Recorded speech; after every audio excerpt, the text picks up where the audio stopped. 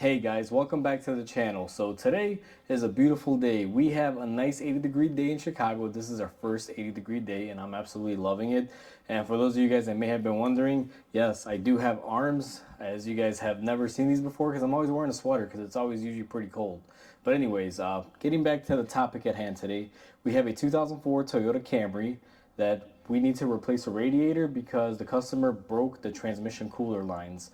Now, from what I was told, this transmission cooler line broke because the customer tried doing their own trans service. I don't know what they were trying to do, but anyway, let me show you guys what they damaged. Alright guys, so we are underneath the car. We are looking at the left front side, which is the driver's side, by the transmission cooler line and by the radiator. So our radiator's up here, this is our cooler line. Now, what happened here is they were trying to do a trans service from what they told me, and instead of taking it off here at this clamp to gain access to this hose for the flush that they were doing, they tried to grab a wrench and put it on here, and you guys can see that it does have, I believe, an 18mm bolt on there. And what they did was they went ahead and they turned it and they broke it off from right here. Now, that's not the way these work, guys. That's just there to hold the cooler onto the radiator. So I have no idea why the customer decided to touch that. They should have just disconnected the hose. But even through all that, I don't know what they were trying to do with the cooler line, because they do have a drain plug on this transmission, and I'll kind of zoom you guys back around here. You see, because I'm caught up on my drain pan. If you guys look right here, there is a drain plug, so they could have drained it and filled it from there. So to be quite honest with you, I'm not exactly sure what they were thinking of when they were doing this, but either way, we're going to go ahead and correct it. So let's go ahead and begin. Now, what you're going to want to do here, and let me move my light out of the way, is you're going to want to remove your lower radiator hose, drain out your coolant while the car's up in the air, and you're going to want to remove these two lines. Now, one of them's already been removed. We're going to go ahead and take that little head off that broke into it, and then we're just going to get this clamp off, and we're going to release this line off of the cooler, and we're going to let those drain. So I'm going to go ahead and do that off camera, and I'll bring you guys back in once we're ready to take out the radiator from up top. Now that we have gotten the car back down, what we're going to want to do is go ahead and remove our upper radiator hose. Now, I already went ahead and I loosened the clamp while I had the tool, and what I'm going to do is just kind of tuck this back here. Now, someone's replaced this radiator before, and the reason why we're replacing it now is just simply because the customer broke it. Now, to get these off, I'm going to kind of take you guys here for a little bit of an adventure. They don't necessarily have room to come off through here. What you're supposed to do is actually remove this whole piece here. Now, this piece is held on by 4 or 5 different bolts. You got 2 on each end here and here. And then what we're going to do is go ahead and open up our latch, unbolt our latch from here for the hood. And there's going to be one more bolt behind it that you guys can kind of see. Now, I'm going to set you guys into position here. And I'm actually going to take you guys with me while I do this so you guys can see me do it. So we're going to start off here. Be careful with these. Sometimes they will break.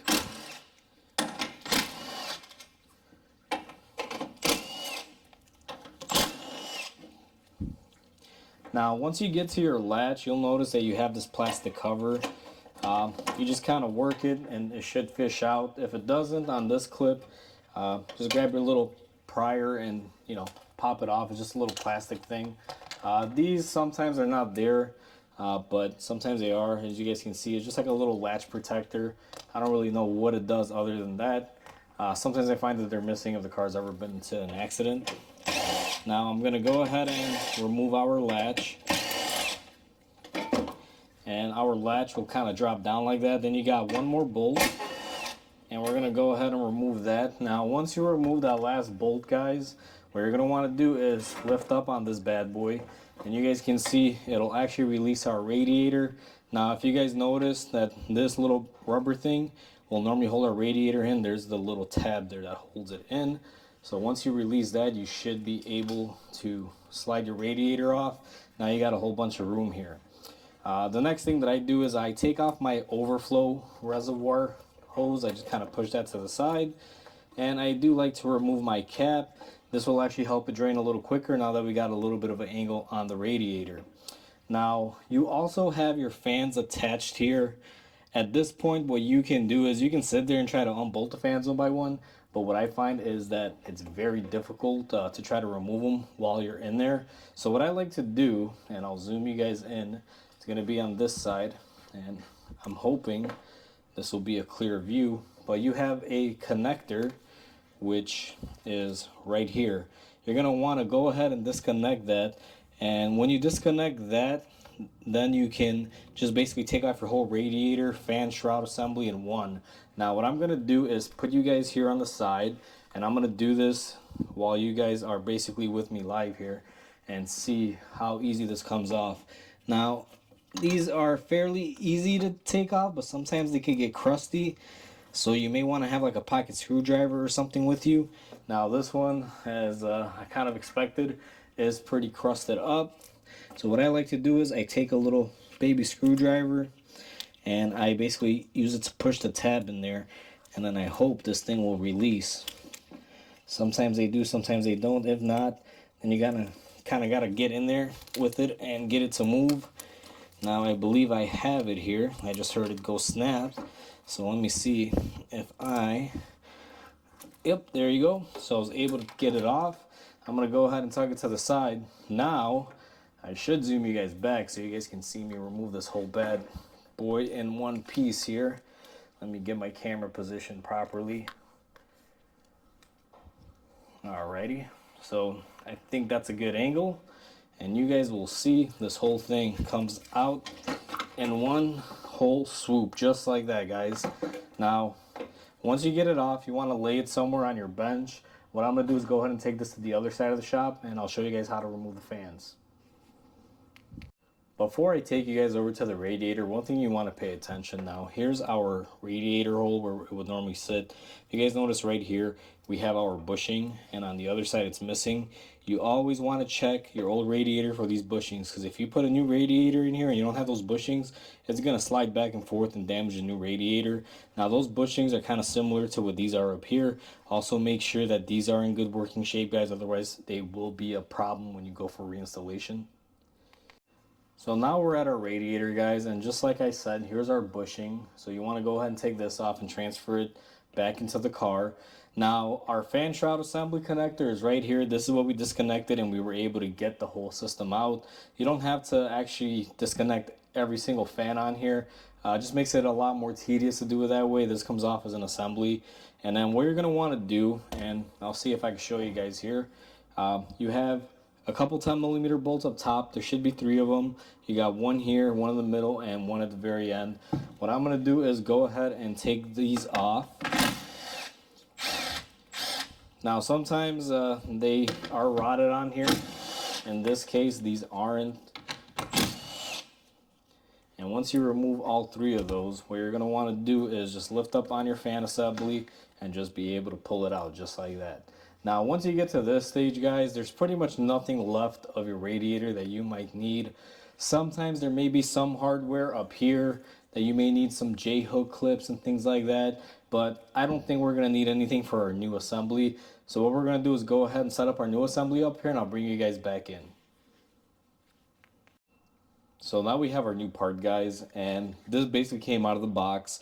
All these fittings, everything were already attached. What I like to do in this scenario is I just like to grab my wrench here and just make sure that these are tight. Now usually they are, but what I usually find, it's every now and then there is one that won't be super tight. You just got to make sure. Once you've checked that, I also check my petcock here, make sure this is in the lock position. And you just want to give it an overall general look. Now, I already looked at this one off camera, but just make sure there's no holes or dents or punctures or anything that's happening to the actual radiator. Verify that it's the correct one and that it matches up. And once you've done all that, what you're going to want to do is we're going to take our cooling fans as an assembly, just the way we took them off. And we are going to line it up on our tabs down here. You can see it will be kind of like a peace sign where it's 2 tabs that go together. And what we're going to do is line up our bolt holes, and we're going to go ahead and bolt up our fan to our radiator. Now we're back at the car, guys, so just make sure, one thing that I want to point out is these grommets. Make sure you got one on the bottom here and one on the other side on the bottom right there, because your radiator will slide into that. Now where the radiator slides into that would be down here. Let me show you on the old one. It's these nubs right here. You want to make sure that you have those all lined up. If you don't have those bushings in there, this radiator will never sit in place and you'll wind up cracking the plastic and you'll wind up having issues. So I just wanted to point that out so you guys had a good visual idea of what to look for before you reinstall it. Now what I'm going to do is I'm going to position you guys over here. I'm going to go ahead and grab my radiator and I'm going to go ahead and put it in. Now it's not too difficult. You just kind of grab it the way I have it. You just want to be careful not to damage it in the sense of nicking up any of the radiator. And once you have it set into place like that, you can see it just basically drops into place. What I'm going to do is I'm going to reposition you guys and I'll show you guys how I reassemble everything. Now that our radiator is put into place, we're going to grab our assembly. Now you want to keep the radiator close to you here because you are trying to line it up on these rubber bushings, guys. So the way I like to do this, I kind of hold it towards me and then I'll line up one side and I'll do the same thing with the other side. Now this thing may want to fight you a little bit because this little body piece, whatever you want to call this front piece that's supposed to go on here, once you remove it, sometimes it does kind of move out of place, but for the most part it does stay in pretty good. Now that we got this in here, I'm going to go ahead and bolt it up. There's 2 on each side and then 1 in this middle mount, and then we got to put our latch back the way we took it off. Other than that, that's pretty much a step as far as to bolt everything up. So I went ahead and I got my bolts and everything, and I'm going to start here on the corner.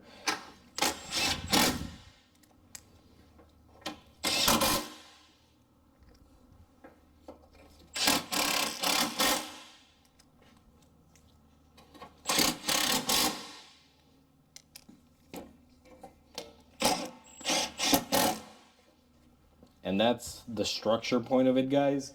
Now what we're going to do is take our latch. Now this latch, the best way to do this and the way that I recommend people do it is pay attention to where your actual markings are. This has been on there for a few years, so it's going to have a pretty significant area where it's clean versus dirty. So what I like to do is I basically thread these in by hand, and then what I'm going to do to install this is I'm going to line it up where my clean marks and my dirty marks are.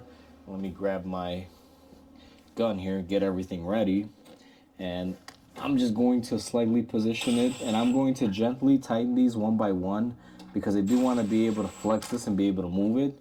And once I have my markings lined up, you can just go ahead and hit it. Now one thing you can do before you remove the radiator, guys, is you can always put like a score mark or some sort of white mark on there or something with color to help guide you where the latch placement should be. Otherwise you will be playing with the adjustment, but normally the dirt gives you enough of a visual so you know. And I'm gonna put my last bolt in there. Once you do that, now if this broke when you took it off, realistically I've seen a lot of these gone missing and doesn't really affect anything. However, our car did have it, so we will be putting ours back on. Just clips into place. It has a couple little clips. Now one of mine on this side was broken, so 2 are going to have to hold it in, and it goes on just like that. Now we are basically done with bolting up our radiator. What we're going to be doing now is installing our hoses. So let me reposition you guys. Now that I have you guys repositioned, we're going to install our upper radiator hose. Now, this hose does have a newer clamp. It's this worm gear style clamp. You got to be very careful when you're using these on plastic radiators. If you over tighten them, they can easily crack the plastic. Now, I have my gun and I have it on the lowest setting.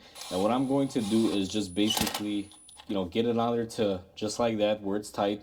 And then I'm going to take my ratchet that I have here, and what I'm going to do is just give it a little bit of a snugness. Now, these don't have to be super tight, but you also want to make sure they're not loose. And I just go very light pressure here once I start feeling some resistance.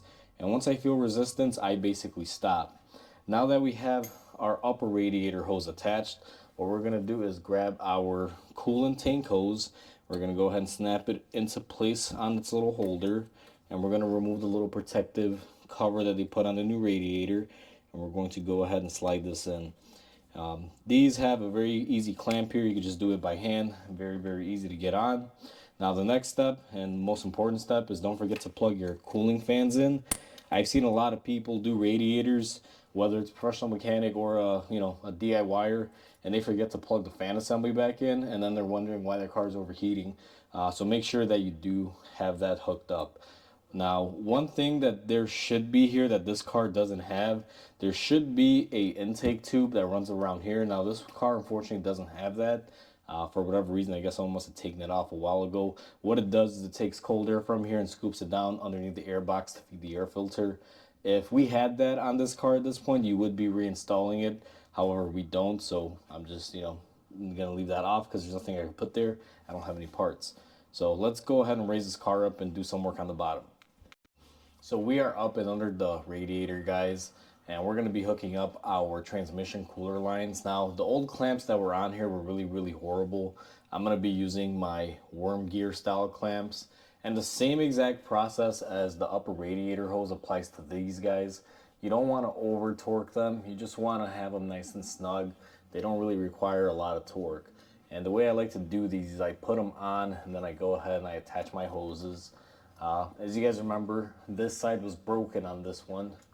That's why we are doing this whole job. Someone tried removing these lines and they wind up breaking the fitting at the radiator.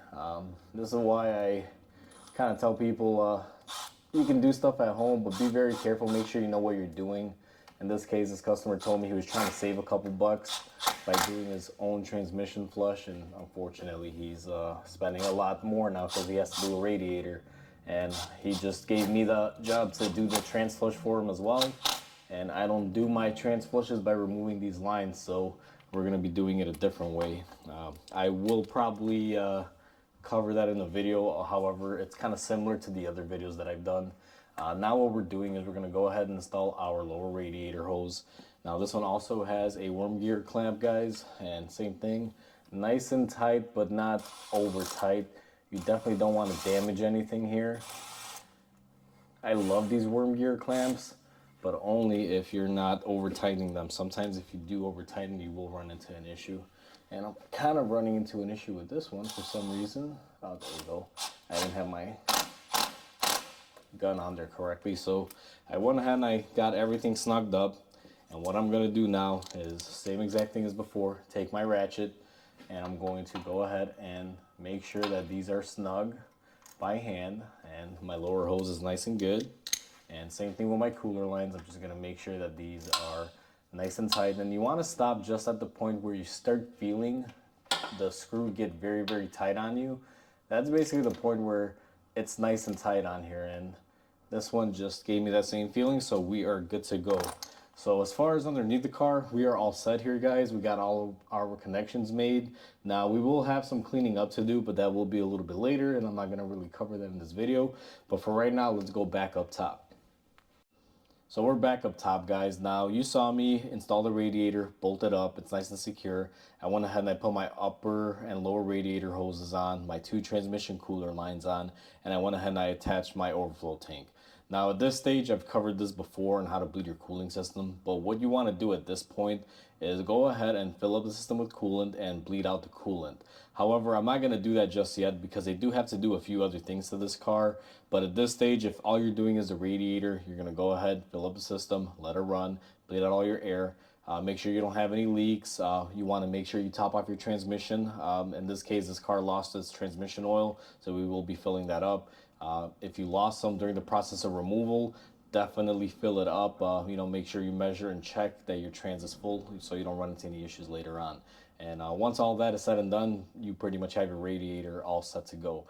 So I just want to say thank you guys for watching. I definitely appreciate you guys liking the videos and commenting. It definitely helps my channel grow. So please comment, like, and subscribe. It definitely helps. And with that said, I hope you guys have a wonderful day, and I'll catch you guys on the next repair.